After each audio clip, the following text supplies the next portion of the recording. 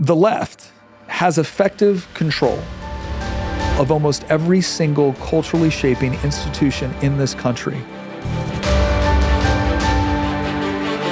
The schools, the universities, 70% of the news media, 80 to 90% of Hollywood. Do you think they have to cheat to win? Or do you think that they fought for so many culturally shaping institutions that they're at a point right now where people are actually voting it because they actually believe this nonsense? For the last several decades, and it started with the progressive era in the early 20th century, none of this is new. That's where you start to see this division on what is America really about. They were genuinely interested in Marxism.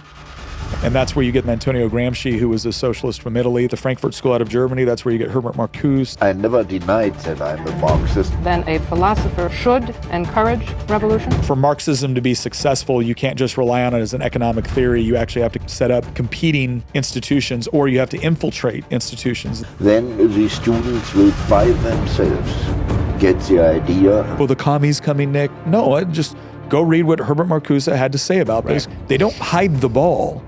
Bernadine Dorn, who was trying to blow up police officers in courthouses, when she got out of jail, she went into academia.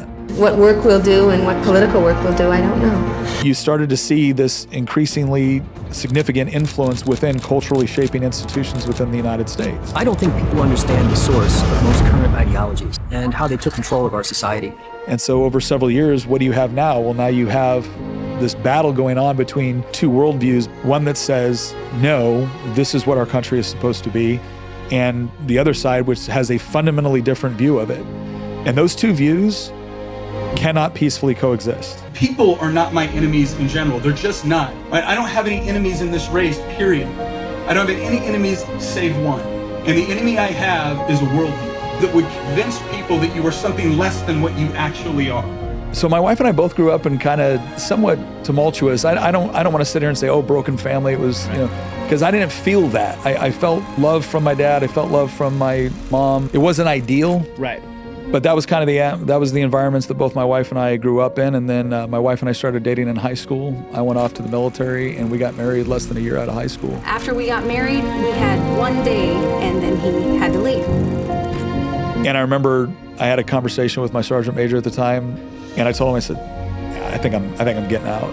He goes, why? I said, look, I love my wife. I love my kids. I was there for my youngest daughter's birth, but I missed her first everything. I looked at him and I said, it is one thing. I said, my family gets it. I said, my wife is wonderful. She gets it. And she sees this, the whole family serving, not just me. But if you're going to ask me to go over there and miss all of this stuff and then not be allowed to do my mission, I'm not doing that. Right. You get one or the other. I get to do my mission. My family will continue to serve. I don't get to do my mission, I'm gonna go find some other way to serve my country because this is ridiculous. You gotta vote, you gotta participate, you gotta do these other things, but our country is in the shape it's in because families are in the shape they're in.